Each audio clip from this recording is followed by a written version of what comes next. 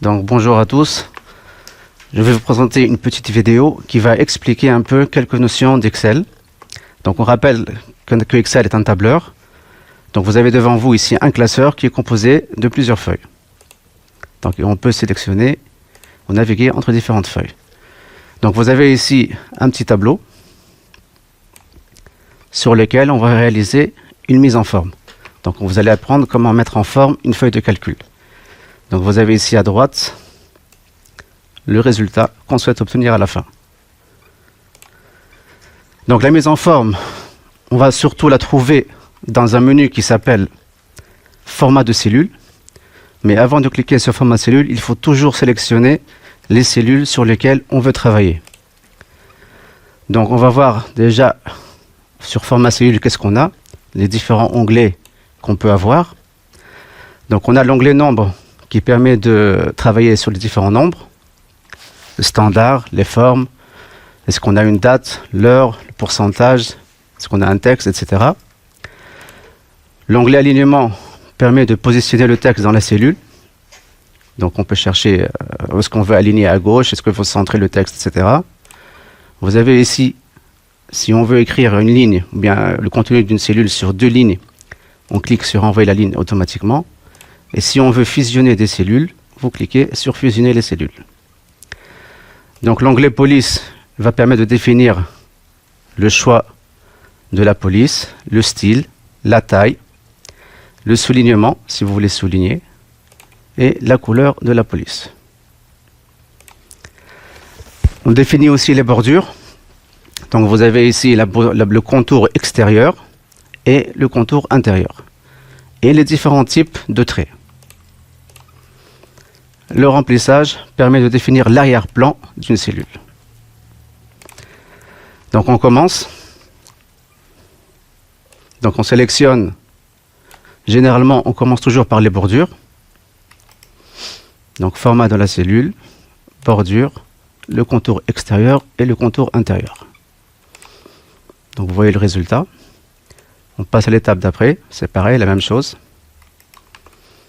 Format de la cellule, contour et intérieur.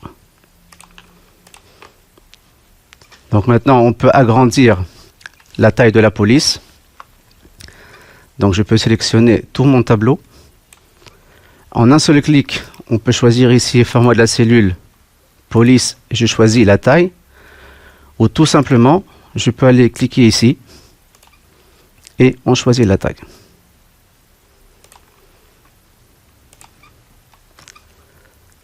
Même chose, on peut choisir le style à partir d'ici.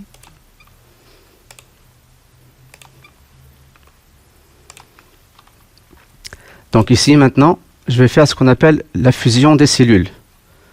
La fusion ou l'idmaj بالعربي. Donc au lieu d'avoir 5 cellules à part, toutes ces 5 cellules seront regroupées en une seule cellule. Donc on sélectionne nos cellules. Et soit je vais vers format de la cellule et je clique sur l'onglet alignement, je choisis fusionner les cellules.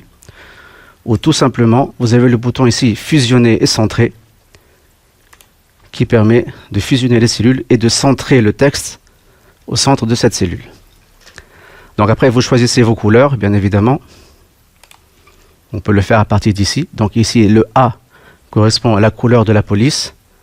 Et le saut roniquet, il va correspondre au remplissage de la case. Je vous fais un exemple. Vous choisissez ici. Donc vous remarquez que la couleur va changer.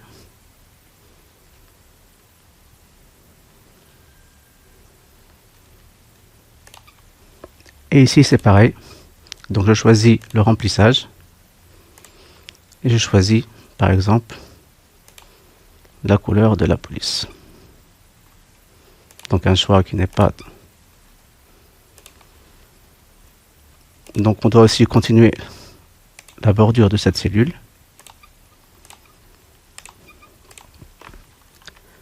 Et le tableau qu'on a commence à ressembler au résultat qu'on veut arriver. On continue.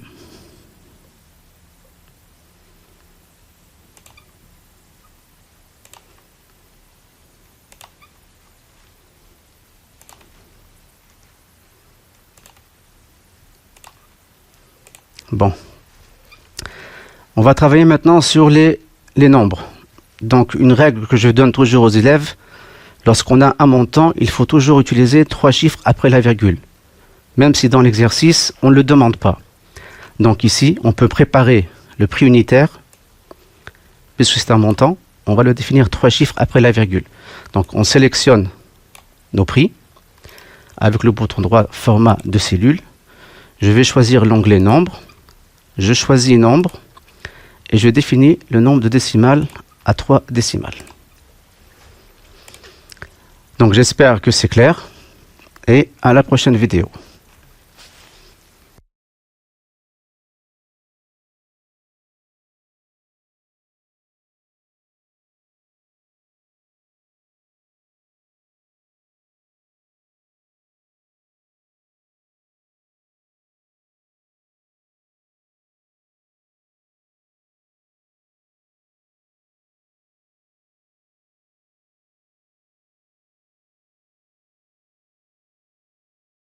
Bonjour à tous. Donc aujourd'hui, dans cette vidéo, on va essayer d'expliquer le concept et la différence entre une adresse relative et une adresse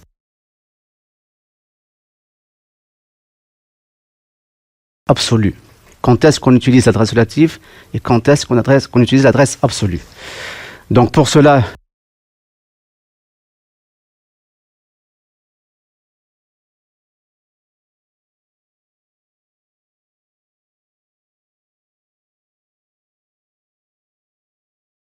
bonjour à tous. Donc aujourd'hui, dans cette vidéo, on va essayer d'expliquer le concept.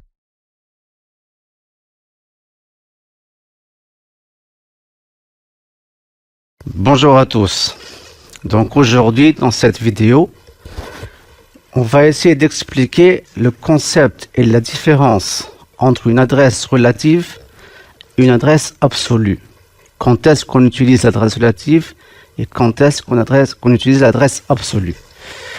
Donc pour cela, j'ai utilisé la même application que la vidéo qu'on a fait auparavant et qui parlait de la mise en forme.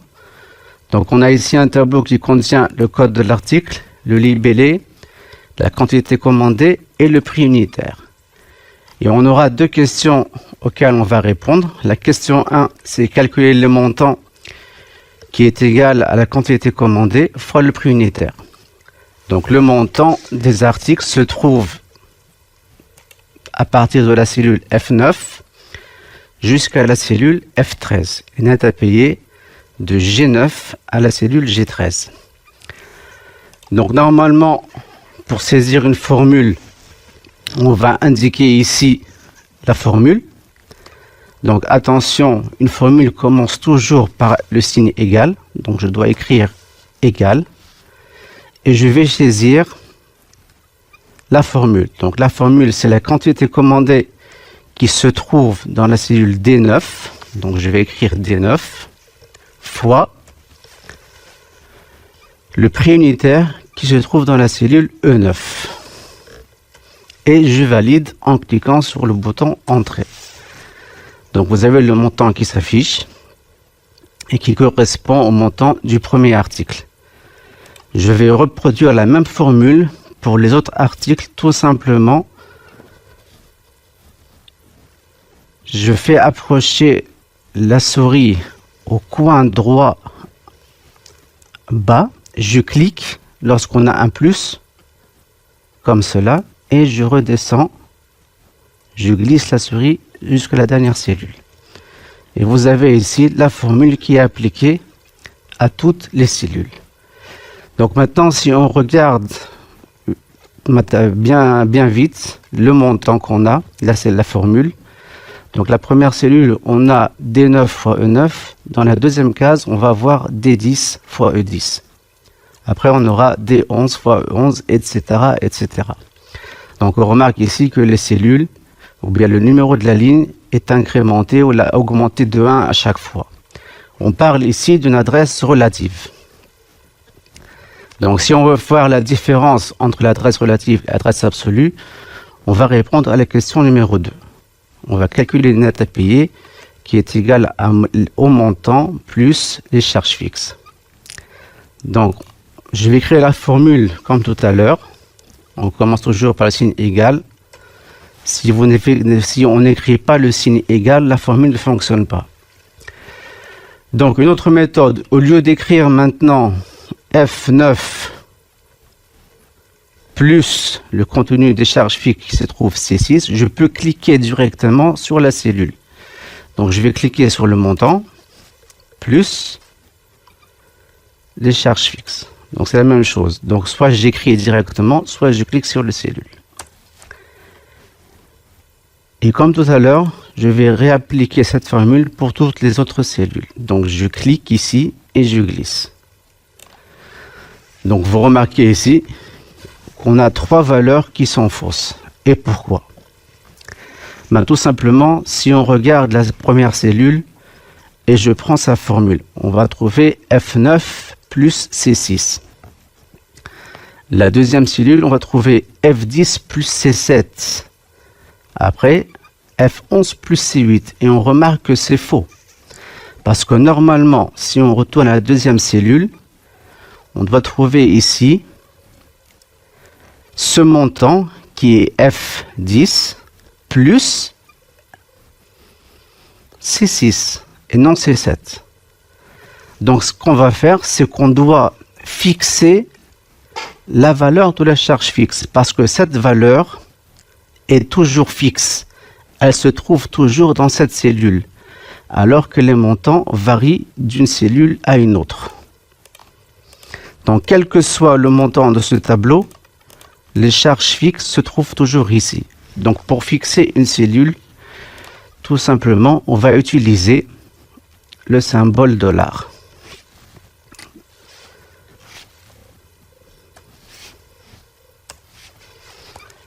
Et on réapplique la formule pour tout le monde.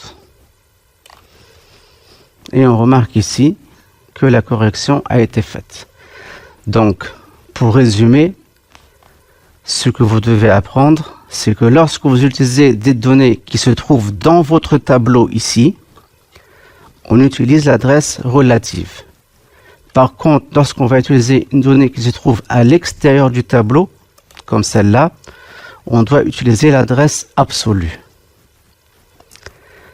Et comme je l'ai dit dans la première vidéo, on essaie toujours de mettre 3 chiffres après la virgule pour les montants.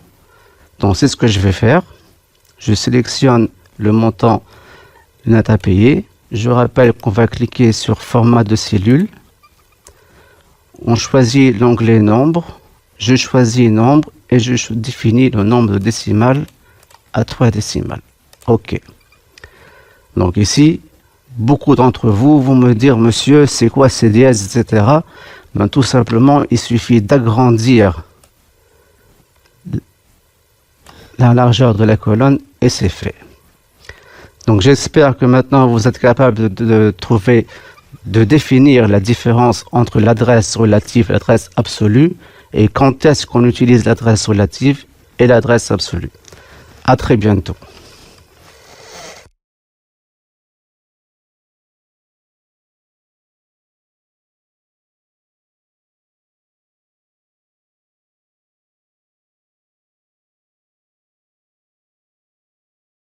Bonjour à tous.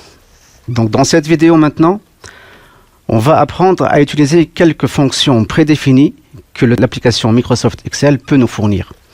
Donc on reprend la même activité qu'on a vue dans la vidéo 1 et 2. Donc on a ajouté ici les montants, le nombre d'articles, la quantité max commandée, quantité minimum et la moyenne des prix. Donc ici vous avez plusieurs fonctions. Donc si on jette un coup d'œil, donc on peut cliquer sur insertion, plutôt sur formule et on va choisir ici insérer une fonction. Donc vous avez ici une multitude de fonctions. Vous cliquez sur tous et on peut avoir une large panoplie de fonctions que Microsoft Excel peut nous fournir. Il y en a beaucoup. Donc celle qu'on va utiliser aujourd'hui, c'est la fonction somme, la fonction NB, la fonction max et min et la fonction moyenne. Donc la première question, c'est calculer les montants totaux et calculer les montants nets. Donc dans la cellule F15 et la cellule G15. Donc comme je le dis et je vais toujours le redire, on commence toujours par le signe égal. Donc j'écris ma fonction, somme, j'ouvre la parenthèse et tout simplement je sélectionne les cellules, ou bien ce qu'on appelle la plage de cellules. Donc je demande à Excel de me calculer la somme de la cellule F10 à F14. On ferme la parenthèse et on valide en appuyant sur Entrée. De la même chose, égale, somme, j'ouvre ma parenthèse, je définis ma plage, je ferme la parenthèse et je valide. Deuxième question. Calculer le nombre total d'articles. Utilisez la fonction NB. Donc ici, il faut faire attention à la question lorsqu'on vous demande de calculer la quantité totale ou bien le nombre total. Il y a une petite différence. La quantité totale, c'est qu'on va faire la somme 15 plus 22 plus 30 plus 10 plus 55. Mais lorsqu'on demande le nombre, c'est qu'on va calculer combien il y a de lignes, combien d'articles on a. On a un pantalon, des chemises, vestes, costumes et robes. Donc on doit avoir en résultat 5 articles qui ont été commandés. Donc pour cela, on utilise la fonction NB. Donc la même chose, je clique ici, j'écris égal, j'écris la fonction NB, j'ouvre la parenthèse et je sélectionne la plage et je valide. Donc ici, on a 5 qui représentent le nombre d'articles. On passe à la question numéro 3 qui demande de calculer la quantité commandée maximale et minimale. On utilise ici les fonctions max-min. Donc la quantité maximale, on va écrire égal max. Donc si on écrit en majuscule et en minuscule, il n'y a pas de différence. J'ouvre la parenthèse et je calcule, je sélectionne ici la plage des quantités commandées. Je ferme la parenthèse et je valide. Donc on a ici le maximum des quantités commandées, c'est égal à 55. La même chose ici, c'est égal, min. J'ouvre la parenthèse, je sélectionne ma plage de données, je ferme la parenthèse et je valide. Donc c'est la même chose. Donc la quantité minimale qu'on a commandée, c'est 10 unités. Maintenant, on va calculer la moyenne des prix unitaires. Donc ici, la même chose. Excel offre une fonction qui s'appelle moyenne. Donc je vais écrire égal, moyenne. Et je sélectionne la moyenne des prix. Donc au lieu maintenant de sélectionner la quantité commandée, on doit sélectionner la plage qui contient les prix unitaires. Et on valide. Donc vous remarquez ici que ces 4 fonctions somme, NB, max, min et moyenne sont des fonctions très utilisées dans les activités et qui sont très faciles à utiliser. Donc on peut avoir le maximum de notes si on connaît bien les fonctions et comment les utiliser. Donc on se revoit dans une autre vidéo pour vous montrer d'autres fonctions.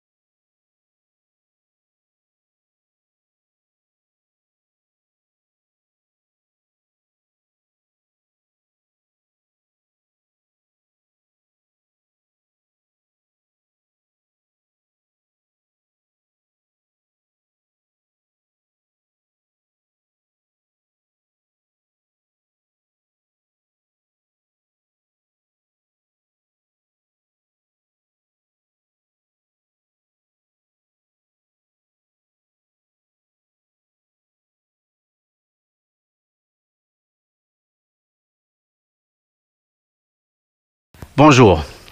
Dans cette vidéo, on va s'intéresser à deux fonctions prédéfinies, à savoir la fonction nb.si et la fonction somme.si. Donc pour cela, vous avez ce tableau dans lequel on va trouver ici le code des clients, les noms et prénoms, les régions et les montants des achats. La question qu'on va vous demander, c'est de calculer dans la cellule D16 le nombre de clients ayant réalisé des achats supérieurs ou égaux à 1000 dinars. Donc pour cela, on va utiliser la fonction nbsi. On rappelle avant tout que la fonction nb permet de retourner le nombre de lignes, alors que la fonction nbsi va retourner le nombre de lignes selon un critère bien défini. Donc notre critère ici, c'est qu'on veut afficher uniquement les données qui répondent à ce critère, c'est-à-dire qui sont supérieures ou égales à 1000 dinars. Donc pour cela, on vient dans la cellule D16, on écrit égal nbsi, j'ouvre ma parenthèse, je sélectionne les montants des achats qui se trouvent dans la cellule E8 jusqu'à la cellule E15, j'écris un point virgule et j'écris mon critère qui est supérieur ou égal à 1000. Donc ici, il faudra penser à ajouter des apostrophes dans la condition, car on a utilisé un symbole qui est supérieur ou égal. Puis, on valide en cliquant sur Entrée. Donc vous voyez bien ici qu'on a 4 achats qui sont supérieurs ou égaux à 1000 dinars. On passe par la suite à la question numéro 2. Dans la cellule D18, on va calculer la somme des achats à réaliser par les clients de Tunis. Ici, on va utiliser la fonction somme-si. Donc, les arguments ou bien les paramètres que prend cette fonction sont la plage, le critère et la somme des plages. Donc, notre critère sera Tunis. Et notre plage sera les régions, toutes les régions. Donc, comment ça fonctionne? Dans cette cellule, on écrit égal la fonction somme-si, j'ouvre mes parenthèses, je sélectionne toutes mes régions, un point virgule, j'écris ma condition entre deux apostrophes, puisqu'on a ici un texte, un point virgule, et je sélectionne le montant des achats, je ferme la parenthèse et je valide. Donc vous avez ici 2454 qui correspond à 1500 plus 654 et plus 300. Vous remarquez que la somme des achats n'est pas centrée, donc je sélectionne format de cellule, alignement, et je choisis ici un alignement centré de point de vue horizontal et un alignement centré de point de vue vertical. Et on valide, et c'est bon. Juste la dernière remarque, lorsqu'on utilise des fonctions composées comme nbsi, somme-si, moyenne-si, ce point devra être utilisé par le point du clavier que montre la figure suivante. Merci et à la prochaine.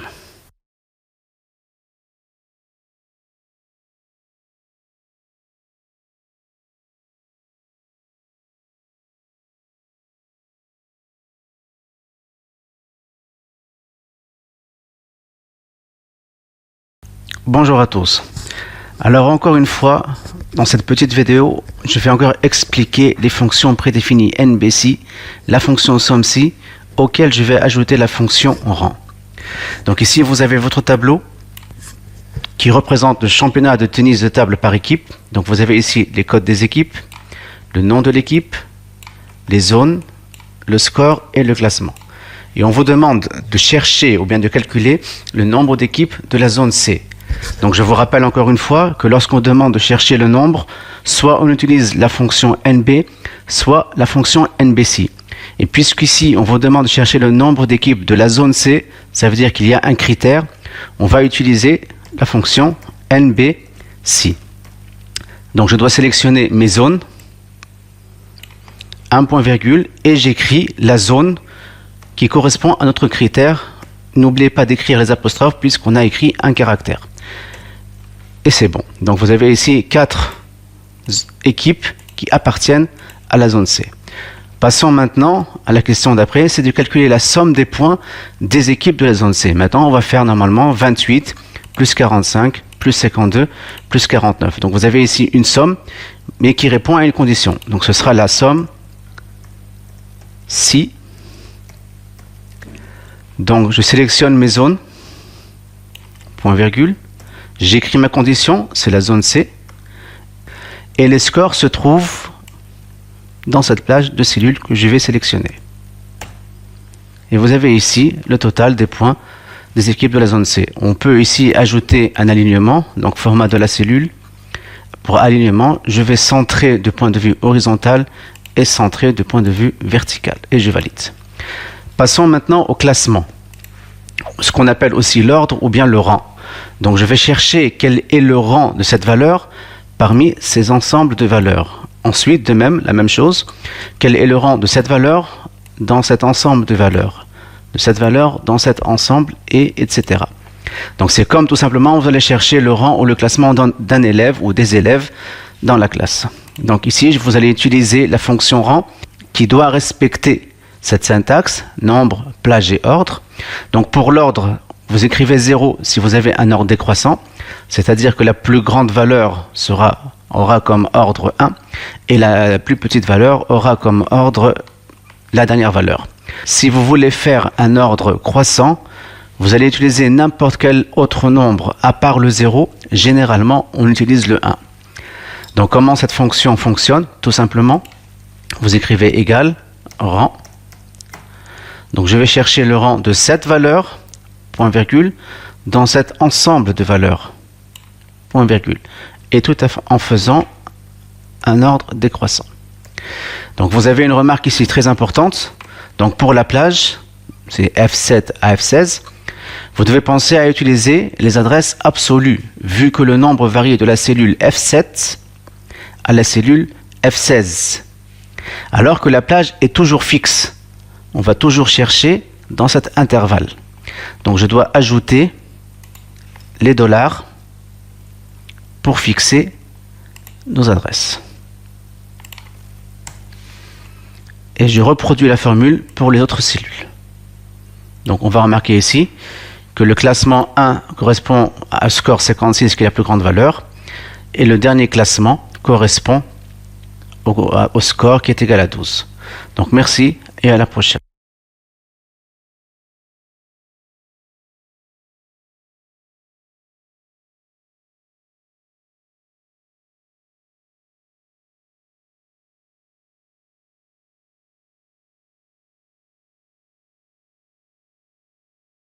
السلام عليكم.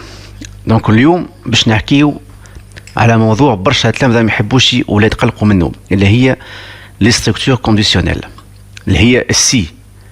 En réalité, si c'est pas très difficile comme vous le croyez. Donc vous avez ce tableau ici, dans lequel on va trouver les codes des clients, les noms et prénoms, les montants des achats et la remise. Et la question à laquelle on va répondre, c'est qu'on va remplir la colonne remise par oui si le montant des achats est supérieur ou égal à 1000 dinars, ou par non si le montant des achats est inférieur à 1000 dinars. Donc في الأول حاولوا انكم تكتبوا جملة بالسوري ولا بالعربي بالطريقة هذه. Donc si le montant des achats est supérieur ou égal à 1000, alors on va mettre oui, sinon on va mettre non. Et cette phrase, on va essayer de la traduire sous une formule Excel plutôt.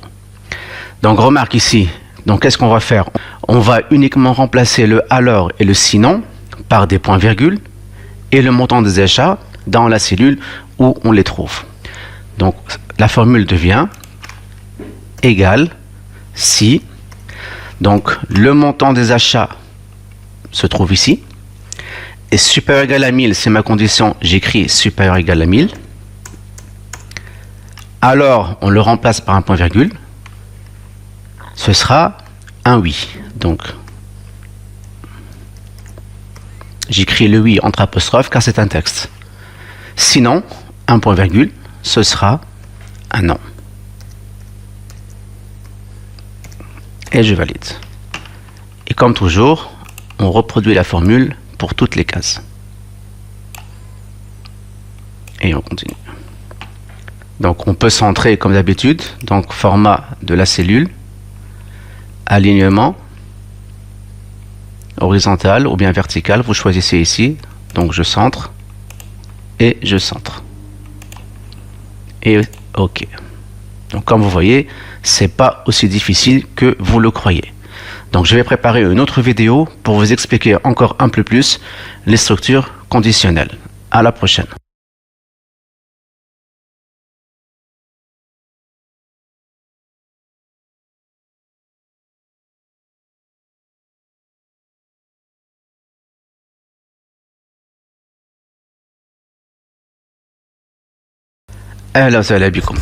Donc comme promis, je vous ai préparé une autre vidéo qui va un peu encore expliquer les structures conditionnelles.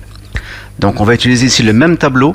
Donc dans l'activité précédente, on a rempli la colonne montant dans la remise par oui ou par non pour dire si un client avait le droit à la remise ou non. Maintenant, on va calculer le montant de la remise selon la question suivante. Donc calculer le montant de la remise qui est égal au taux 1 fois le montant des achats si ce dernier est inférieur à 1200 dinars, qui est égal à taux 2 fois le montant des achats si ce dernier est supérieur ou égal à 1200 dinars. Comme je l'ai expliqué auparavant, essayez toujours d'écrire une phrase significative, bien sûr. Donc comme on peut l'écrire ici, donc si le montant des achats est inférieur à 1200, alors ce sera le montant des achats fois le taux 1, sinon ce sera le montant des achats fois le taux 2. Et lorsqu'on va écrire cette formule en Excel, comme d'habitude, on doit remplacer le alors et le sinon par des points-virgules. Donc ici, vous avez ici une remarque. Pensez à utiliser l'adresse absolue lorsque vous utilisez les valeurs de taux 1 et taux 2, qui se trouvent dans des cellules fixes, contrairement au montant des achats qui varie de D9 à D16. Donc comme je l'ai expliqué auparavant, lorsqu'on va utiliser des données qui se trouvent à l'extérieur de notre tableau, comme ici, on doit utiliser l'adresse absolue. Donc je vais écrire la formule. Ce sera égal. Donc égal si le montant des achats, je sélectionne le montant des achats, est inférieur à 1200, alors, un point virgule, ce sera le montant des achats fois le taux 1. Et je vais ajouter mon dollar. Sinon, vous avez ici le sinon, ce sera le montant des achats fois le taux 2. Et j'ajoute aussi mon dollar. Je ferme la parenthèse et je valide. Et comme d'habitude, on reproduit la formule pour toutes les cellules. Donc comme je vous l'ai encore expliqué, c'est pas aussi difficile qu'on le croit. Il suffit juste de comprendre le principe et c'est bon. Donc la prochaine fois, pour les structures conditionnelles, je vais essayer d'aller encore un peu plus loin. Donc ici, vous avez un si et un sinon. La prochaine fois, on va faire un si, un sinon et un autre si. À très bientôt.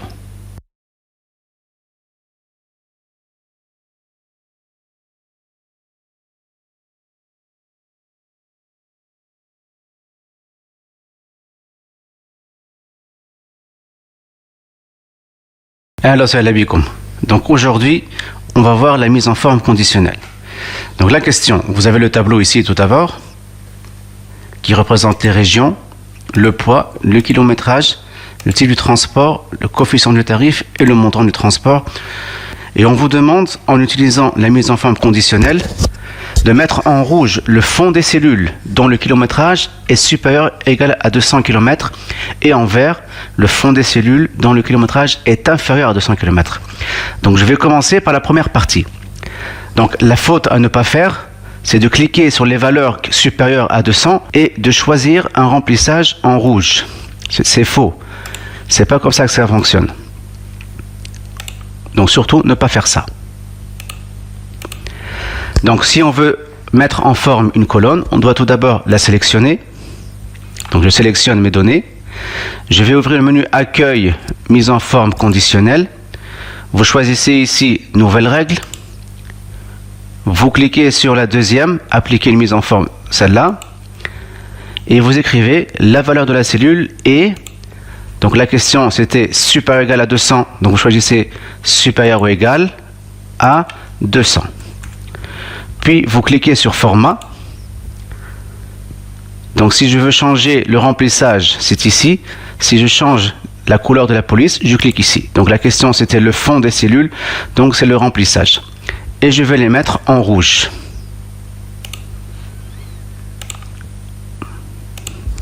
Donc vous remarquez ici que toutes les valeurs qui sont supérieures à 200 km sont en rouge. Et pour voir le résultat de la formule, je change cette valeur, par exemple 150, et elle devient en blanc. Cette valeur, par exemple, 250, devient en rouge. Maintenant, je vais terminer la partie de la deuxième question. C'est mettre en vert le fond des cellules dont le kilométrage est inférieur à 200 km. La même chose. Je resélectionne mes données. Accueil, mise en forme conditionnelle, nouvelle règle. Je choisis la deuxième. Et maintenant, ce sera la valeur de la cellule est inférieure à 200. Le format, ce sera la couleur verte. Et ça y est. Donc comme on a dit, si cette valeur va dépasser les 200, ce sera par exemple, elle sera en rouge. Et si celle-là sera inférieure à 200, ce sera en vert. Donc la prochaine vidéo va vous expliquer la mise en forme conditionnelle de niveau 2. C'est-à-dire comment mettre en forme une colonne en fonction d'une autre colonne. À bientôt.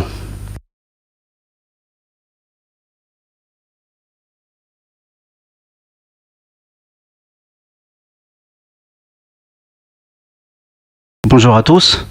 Comme promis, on va passer à la mise en forme conditionnelle de niveau 2. C'est-à-dire comment réaliser la mise en forme d'une colonne en fonction d'autres colonnes. Donc par exemple, on essaie de répondre à cette question en utilisant la mise en forme conditionnelle, mettre en rouge le fond des cellules des régions dont le type de transport est urgent. Donc je vais mettre uniquement les régions en rouge dont le type de transport sera urgent. Yani هذه وهذه وهذه. Donc comment on fait? Donc on va sélectionner nos régions, mise en forme conditionnelle, nouvelle règle. Mais cette fois, vous allez choisir utiliser une formule pour déterminer pour quelle cellule le format sera appliqué. Vous venez ici, vous écrivez égal, car une formule commence toujours par égal. Donc je vais voir où se trouve le premier type de transport. C'est dans la cellule E9. Donc vous écrivez $E9. C'est très important d'écrire le dollar uniquement devant la colonne et non devant la ligne. Égal, et vous écrivez urgent, puisqu'on s'intéresse uniquement au type de transport urgent. Après, on clique sur format. Vous choisissez en rouge, OK et OK. Donc on remarque ici que c'est uniquement les types de transport urgents et leurs régions qui sont en rouge. Par contre, maintenant, si on vous demande de mettre toute la ligne en rouge, c'est le même principe. Vous sélectionnez toutes les lignes, accueil, mise en forme conditionnelle, nouvelle règle, utilisez une formule égale $E9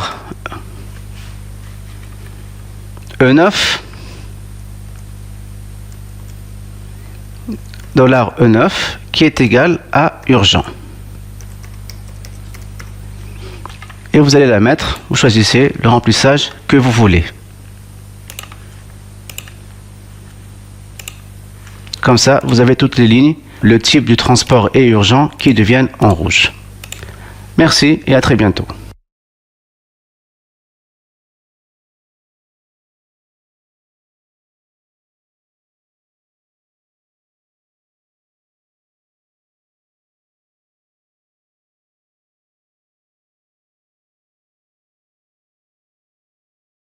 Assalamu alaikum.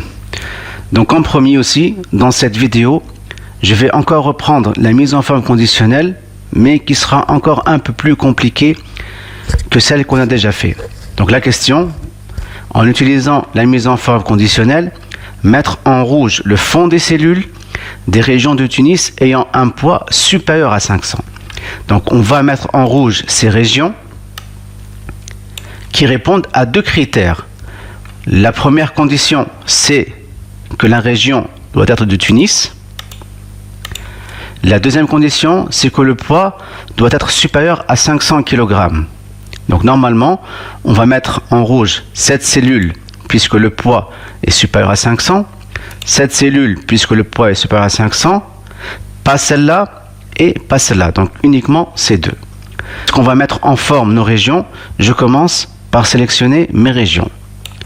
Et comme toujours, accueil, mise en forme conditionnelle, nouvelle règle. Donc ici, je choisis la dernière puisqu'on va mettre en forme une colonne en fonction d'autres colonnes. Et ici, je vais écrire ma formule. Donc ici, ce qu'il y a de plus, c'est qu'on a deux conditions. Il faut que la région soit de Tunis et ayant un poids supérieur à 500. Donc on va utiliser l'opérateur logique et je vais écrire ici mes deux conditions. Donc la première condition, ce sera sur la région. Il faut que la région soit Tunis. Donc la première région se trouve dans B9.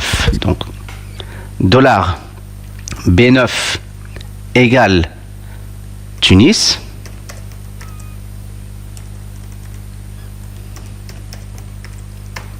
Un point virgule. Ma deuxième condition, ce sera le poids. Le premier poids se trouve dans la cellule C9. Dollar C9 doit être supérieur à 500.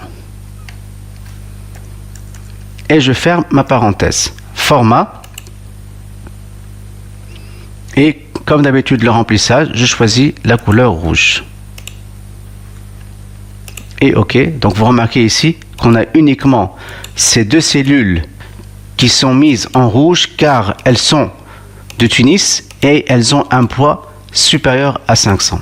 Donc j'espère que c'est clair. Avec les trois vidéos qu'on a fait, on a vu une mise en forme sur une cellule, la mise en forme d'une cellule en fonction d'une autre cellule et la mise en forme d'une cellule en fonction de plusieurs cellules.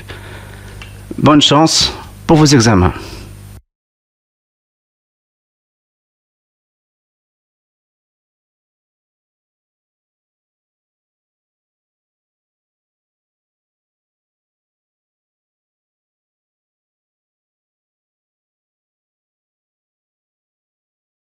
اهلا وسهلا بكم. Donc اليوم باش نشوفوا comment réaliser des graphiques. Donc j'ai repris la même activité dans laquelle il y avait les codes des joueurs, les noms et prénoms, les pays et les scores. Et maintenant je vais réaliser un graphique en histogramme qu'on appelle aussi en colonne, représentant pour chaque joueur son score. Donc vous devez toujours avoir en tête qu'un graphique est composé au minimum de deux données, l'axe X et l'axe Y. Donc ici, on va représenter pour chaque joueur son score. Donc on devra sélectionner les codes des joueurs et les scores. Mais vous remarquez que lorsque je sélectionne la colonne score et que je veux sélectionner la colonne joueur, cette colonne est désactivée. Donc c'est ce qu'on appelle ici, je vais réaliser une sélection discontinue. Ça veut dire que les colonnes ne sont pas côte à côte. Donc je sélectionne le code du joueur, je vais cliquer sur le bouton contrôle du clavier comme l'indique ce schéma et je sélectionne mon score.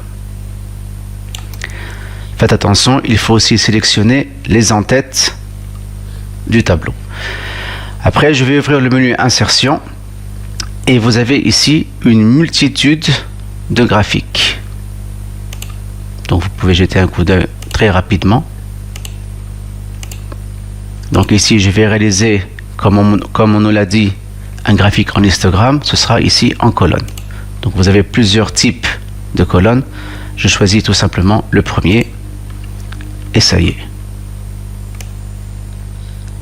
Donc vous avez ici un graphique qui représente pour les codes des joueurs les scores. Donc si on vous avait demandé de représenter les noms des joueurs, donc au lieu de sélectionner les codes, tout simplement vous sélectionnez les noms et les prénoms. Donc normalement dans un examen, on va vous demander de créer le graphique dans une autre feuille. Donc après avoir créé le graphique, vous coupez, vous allez cliquer sur une nouvelle feuille et vous faites coller. On vous demandera aussi de renommer la feuille sous un autre nom, généralement le nom graphe. Donc vous cliquez avec le bouton droit de la souris sur la feuille, vous faites renommer et vous l'appelez graphe, ou alors vous écrivez le nom qu'on vous demande dans l'examen. Merci et à bientôt.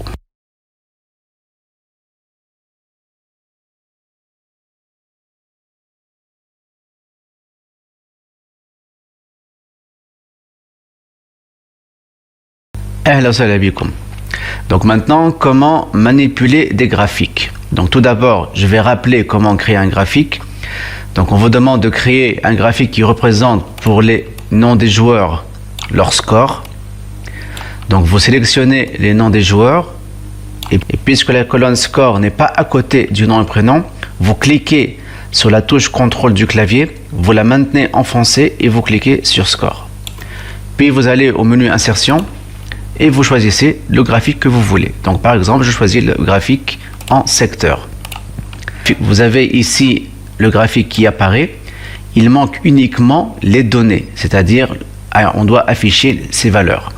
Donc vous cliquez sur le graphique avec le bouton droit de la souris et vous cliquez sur ajouter des étiquettes de données. Et c'est bon. Maintenant, je vais supprimer ce graphique en utilisant la touche supprime du clavier. Et je vais refaire le même travail et je vais choisir en colonne. Et vous allez comprendre pourquoi.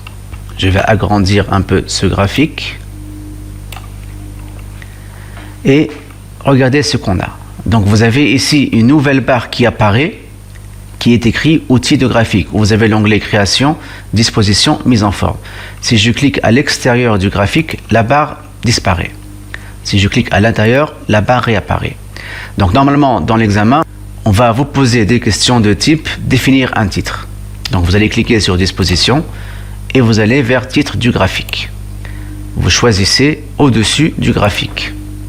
Et vous allez ici, on écrit le score par joueur.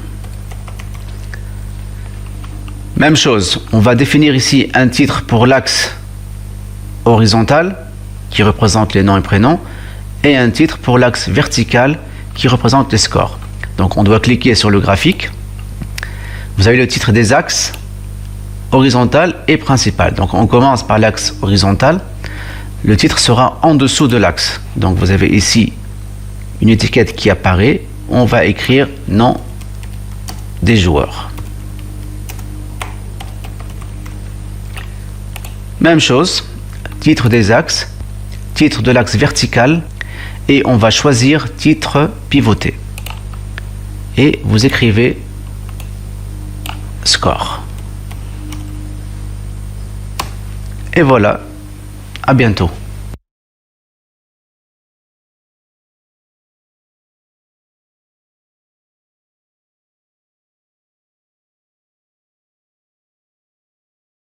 Assalamu alaikum. Le tri des données. Donc, هذه vraiment حاجة سهلة يلزم كل تلميذ يلزم يعملها en 10 secondes. Il n'y a pas plus facile. Regardez comment on fait. Donc, je lis la question. Trier le tableau dans l'ordre croissant des pays. Donc, vous avez ici votre tableau qui est composé des codes des joueurs de tennis, bien sûr, Kevin Anderson, Diego, etc., etc., le nom et le prénom, le pays et le score. Donc on va essayer de trier ces données, يعني باش نظموهم حسب البيي dans l'ordre croissant. Dans l'ordre croissant, ça veut dire par l'ordre alphabétique, حرف الأ قبل B, C, D, etc.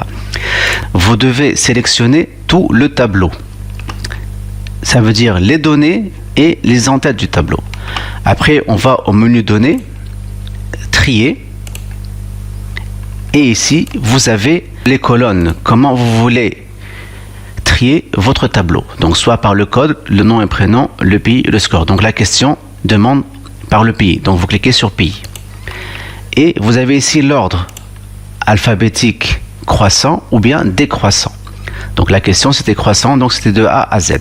Et vous validez. Regardez le résultat comme il est évident. Donc A, E, S, S, USA, etc. Donc je vais encore expliquer le tri dans la feuille 2. C'est le même tableau que j'ai pris, mais je vais juste changer le tri. Donc je vais trier le tableau dans l'ordre croissant des pays la première fois. Puis, si on a des joueurs du même pays, je vais les afficher dans l'ordre selon les scores décroissants. Donc la même chose, je sélectionne mon tableau, données, trier. Le premier tri sera fait selon le pays, dans l'ordre croissant, et je vais ajouter maintenant un autre niveau qui va définir le tri par score, mais décroissant, ça veut dire du plus grand au plus petit. C'est-à-dire que lorsqu'on a des joueurs du même pays, il va les afficher dans l'ordre décroissant du score. Et je valide. Donc je regarde le résultat. Vous avez ici Argentine, Argentine. Donc celui qui a le plus grand score est affiché en premier. Espagne, Espagne, Espagne. 8320, 1455 et 770.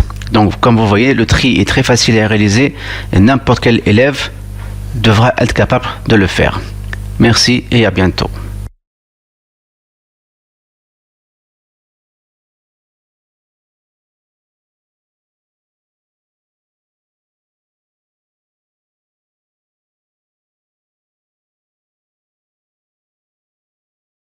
Salam alaikum. Donc maintenant, dans cette vidéo, on va essayer d'expliquer la notion de filtre.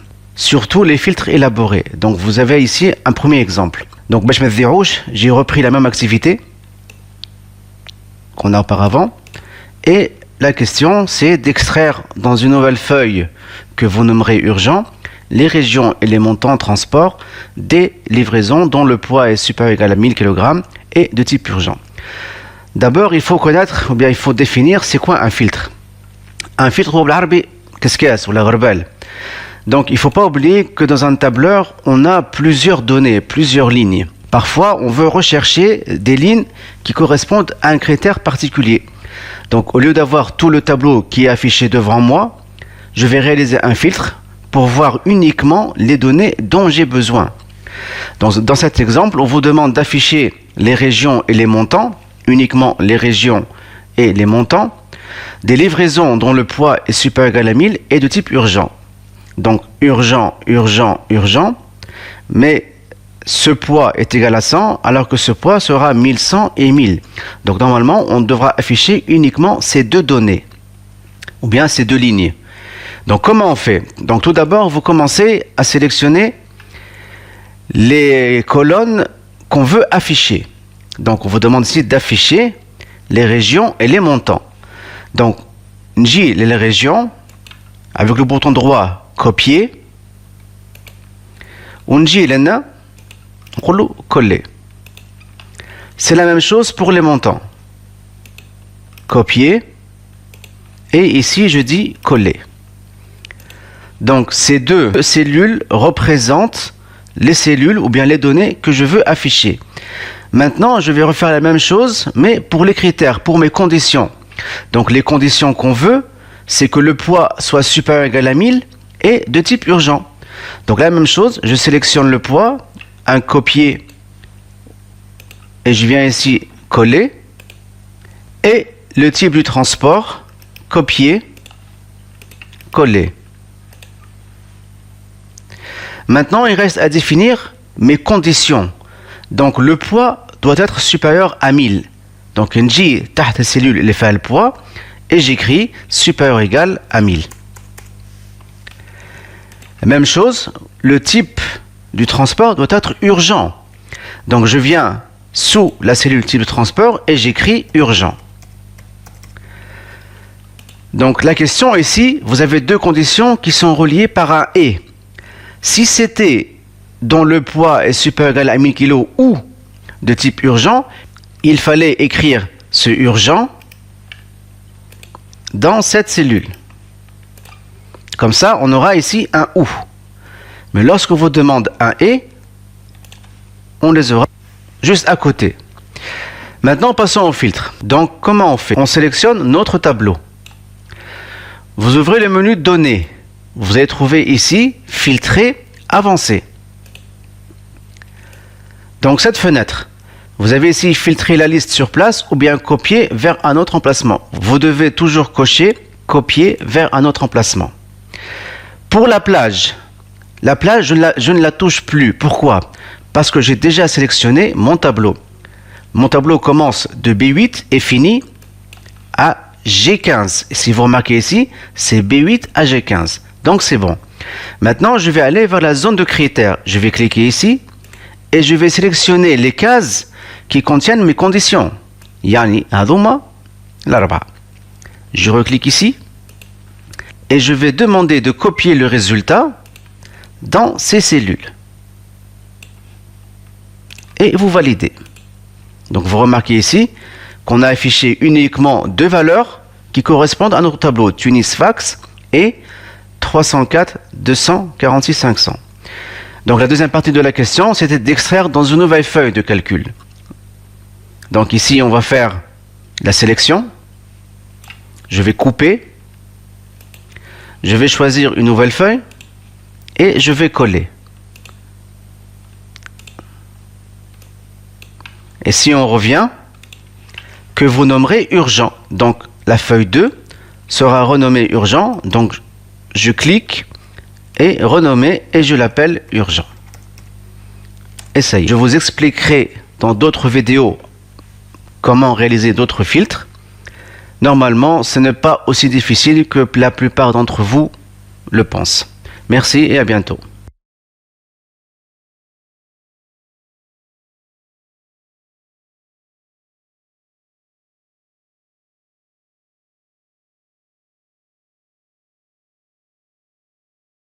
Salam alaikum. Donc comme promis, une autre vidéo qui va expliquer un peu plus les filtres élaborés. Donc vous avez ici un tableau qui va représenter comment calculer le salaire net d'un employé ou bien d'un cadre. Donc vous avez ici la catégorie l'ISC pour dire un cadre et E pour dire employé. Le salaire de base, le prix, la prime d'ancienneté, donc et le salaire net. Donc ici vous avez plusieurs données. Un filtre, donc je vais voir uniquement les données dont j'ai besoin. Donc je dois extraire dans une nouvelle feuille de calcul que vous allez nommer filtre 1 les noms et prénoms des salariés de catégorie E et qui ont des heures supplémentaires supérieures à 8. Donc dima kima facette comme قبل. Lorsqu'on a un filtre, on a toujours deux parties. La partie l'oulani, c'est l'extraction. Qu'est-ce qu'on va extraire? Deuxième partie, ce sont les conditions. Donc ici, on va extraire les noms et prénoms. Donc je me nom et prénom en cache, on le copier, on dit le coller. Pour les conditions maintenant, ils aiment compte de catégorie E. Donc kif kif, je me catégorie, on le copier, on dit le coller. Et maintenant les heures supplémentaires, on le copier et ici coller. Donc est-ce que je peux les mettre ici ou bien ici ou bien ici? Je me trouve Maintenant, il me reste juste à écrire mes conditions. Donc, la catégorie E et les heures sup, supérieures ou égales à 8. Donc, l'étape d'après, maintenant, je vais sélectionner tout mon tableau. Je me suis où le donner, filtrer, avancer. Ici, vous allez copier vers un autre emplacement. Donc, on a la plage, ça y est, mon tableau est sélectionné. Je vais cliquer sur zone de critères et je vais sélectionner les catégories Adouma, mes critères, mes conditions. Je reclique ici et je vais copier le résultat ici. Et vous validez. OK. Donc, pourquoi est-ce qu'il a affiché Ben Issa Mohamed et Sahraoui Inas? Tout simplement parce que Ben Issa Mohamed et Sahraoui Inas ont une catégorie E. Et les heures sup, elles sont supérieures et égales à 8. Donc il n'a pas affiché Hadayat pour le Benabil, catégorie E, mais soyez aqal min 8. Donc maintenant, je vais faire un couper-coller. Couper. نمشي للفeuille جديدة نقول له coller. Donc تكبروا بطبيعة الحال vous faites la mise en forme تحبوا عليها نتوما بعتلي. Et vous allez l'enregistrer qui m'a طلب منا في l'exercice filtre 1. Et voilà. Donc j'espère qu'on me fait tous les filtres.